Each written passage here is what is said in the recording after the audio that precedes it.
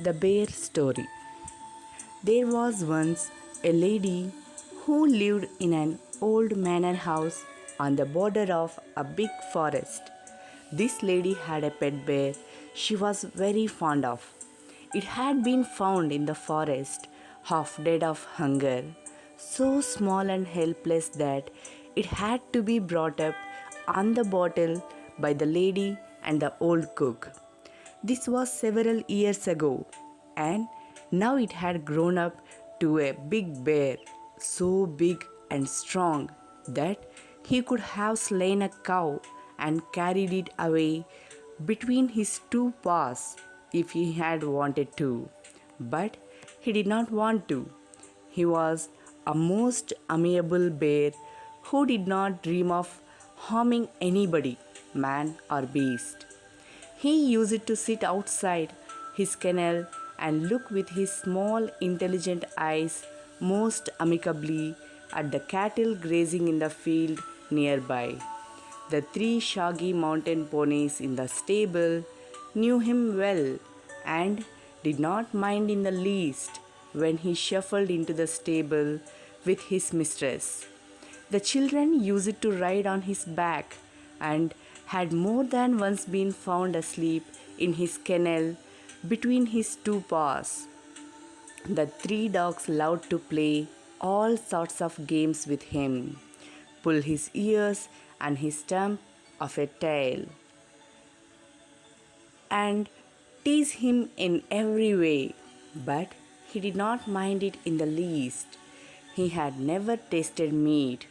He ate the same food as the dogs and often out of the same plate: bread, porridge, potato, cabbage, turnip.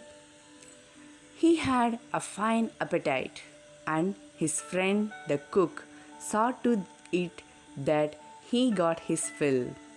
Bears are vegetarians if they have a chance, and fruit is what they like best.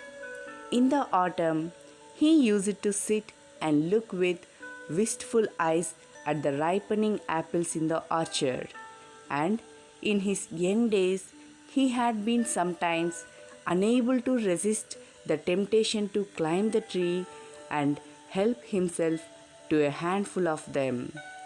Bears look clumsy and slow in their movements, but try a bear with an apple tree and you will soon find out that he can easily beat any schoolboy at that game.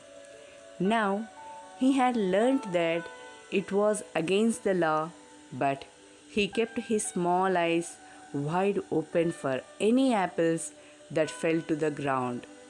There had also been some difficulties about the beehives.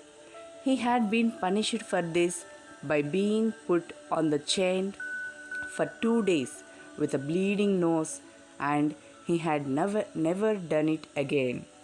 Otherwise, he was never put on the chain except for the night, and quite rightly so, for a bear, like a dog, is apt to get somewhat ill tempered if kept on the chain, and no wonder. He was also put on the chain on Sundays when his mistress went to spend the afternoon with her married sister, who lived in a solitary house on the other side of the mountain lake, a good hour's walk through the dense forest. It was not supposed to be good for him to wander about in the forest with all its temptations. It was better to be on the safe side. He was also a bad sailor and had once taken such a fright at a sudden gust of wind that he had upset the boat, and he and his mistress had to swim to the shore. Now he knew quite well what it meant when his mistress put him on the chain on Sundays with a friendly tap on his head and the promise of an apple on her return if he had been good during her absence. He was sorry but resigned, like a good dog when his mistress tells him he cannot come with her for a walk.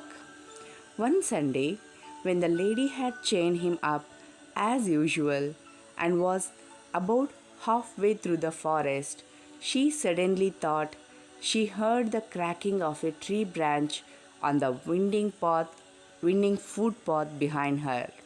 She looked back and was horrified to see the bear coming along full speed.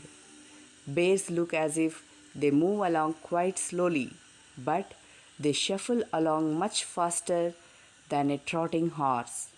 In a minute, he had joined her, panting and sniffing, to take up his usual place, dog fashion, at her heels. The lady was very angry. She was already late for lunch. There was no time to take him back home. She did not want him to come with her, and besides, it was very naughty of him to have disobeyed her. She told him in her severest voice to go back at once, menacing him with her parasol.